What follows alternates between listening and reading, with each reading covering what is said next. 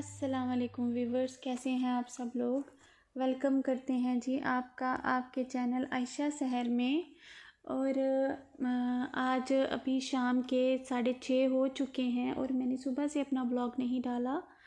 और मेरी शाम की चाय हो गई है, जिससे कि चाय और समोसा मैंने आज लिया था शाम की चाय में। और आज का दिन बहुत बिज़ी रहा। एक्चुअली में होता ये है कि सर्दियों के दिन बहुत छोटे होते हैं। मीन्स इनका पता ही नहीं चलता। एक तो बच्चों को छुट्टियां हैं तो उनका टाइम टेबल बिल्कुल डिस्टर्ब हो गया है। पहले वो जल्दी उठ जाते थे, नाश्ता कर लेते थे, लेकिन आजकल क्योंकि वो छुट्टियां हैं तो वो उठते ही लेट हैं। उठ जाएं तो फिर वो नाश्ता नहीं करते, तो वो बड़ा मसला बन जाता है। वो कहते हैं अभी नहीं करना, थोड़ी देर बाद, तो बस वही मसला बन जाता है। तो नाश्ते में ही 10-11 बज जाते हैं। फिर लंच रेडी करो तो फिर वही मसला कि अभी नहीं करना, तो वो लेट होते होते 3 बज जाते हैं लंच में ही। तो अगर आपने फिर कपड़े वपड़े वॉश कर दिए हैं तो फिर तो जी सोने पे सुहागा, आपका दिन यूं ही निकल जाता है।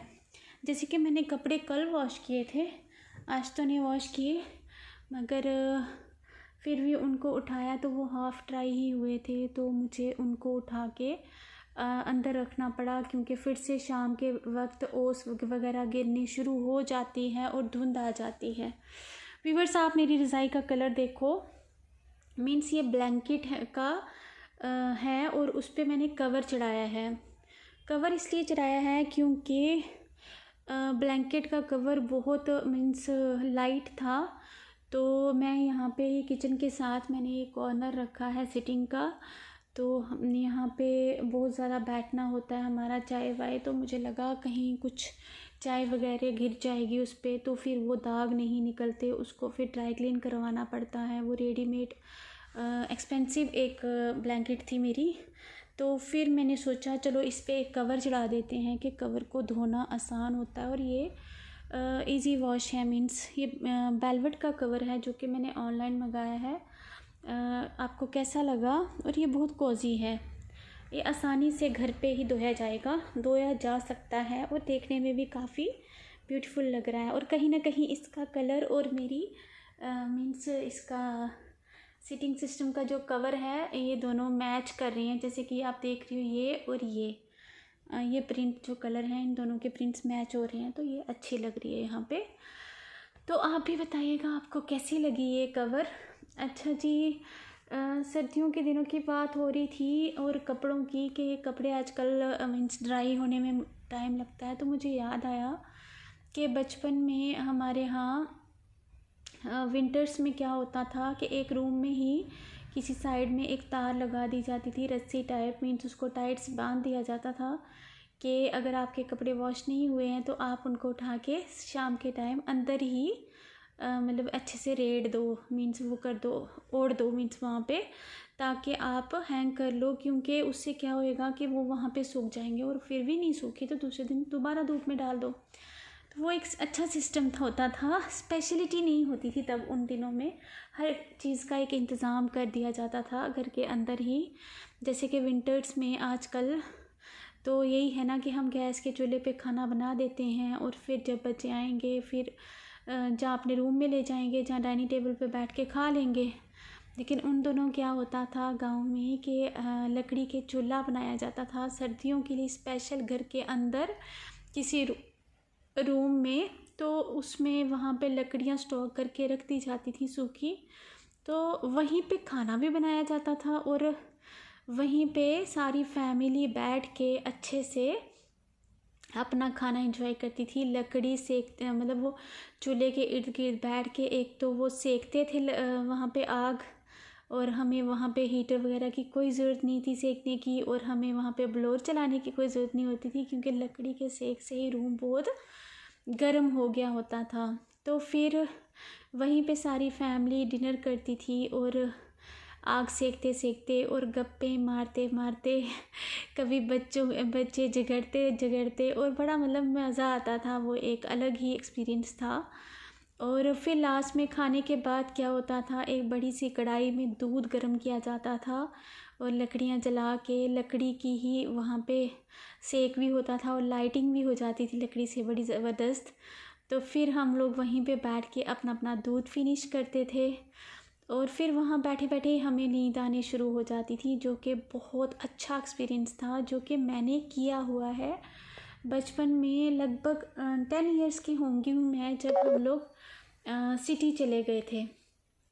उससे पहले मैंने 10 साल जो 8-9 साल ज़िंदगी के वहाँ पे गुजारे हैं, जिसमें मुझे ज़्यादा नहीं तो एटलीस्ट 4-5 साल का तो अच्छे से मीन्स थोड़ा बहुत याद है कि मेरे दिमाग में वो यादें हैं जो कि बहुत अच्छी एक फैंटेसी जैसी हैं। तो वो मैं बहुत मिस करती हूँ।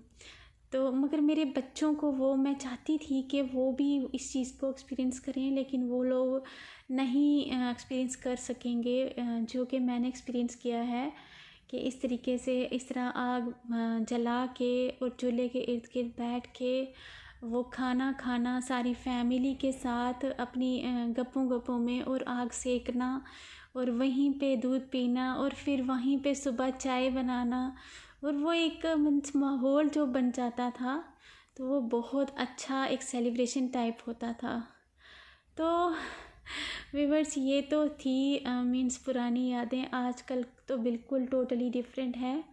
तो ये सब कुछ हमने एक्सपीरियंस किया है बचपन में, जो कि हमारे बच्चे नहीं कर पाएंगे कभी। उनको तो इस चीज़ का पता ही नहीं है कि ये भी एक मीन्स एक अच्छा एन्जॉयमेंट था, होता होगा। वो नहीं कर पाएंगे तो शायद उनके अलग मशगले हैं, उन हमारे टाइम पे ये मशगले होते थे। तो व्यूअर्स ये बताएं, आज का ब्लॉग बहुत लंबा हो गया, तो ये बताएं आप कि आप सब में से किस किस ने वो एक्सपीरियंस किया है जो मैंने बोला कि लकड़ी के चूल्हे के पास बैठ के खाना खाना और वहीं पे पक रहा होता था और वहीं पे बैठ के खाना और वो एक्सपीरियंस करना, आग सेकना पूरी फैमिली के साथ और हंसी मजाक करना। तो किस किस ने ये एक्सपीरियंस किया है कमेंट करके ज़रूर बताइएगा। और कल जो फिर मैं भूल गई उनका नाम, मैं भूल जाती हूँ, मिस्टर रेड पता नहीं 50 जो भी था, मैं फिर भूल गई उनका चैनल का नाम। उन्होंने कमेंट किया था बहुत अच्छा, उसके लिए उनका बहुत ज़्यादा शुक्रिया। तो मैं फिर से कल उनका नाम लूँगी और याद रखूँगी उनके चैनल का नाम।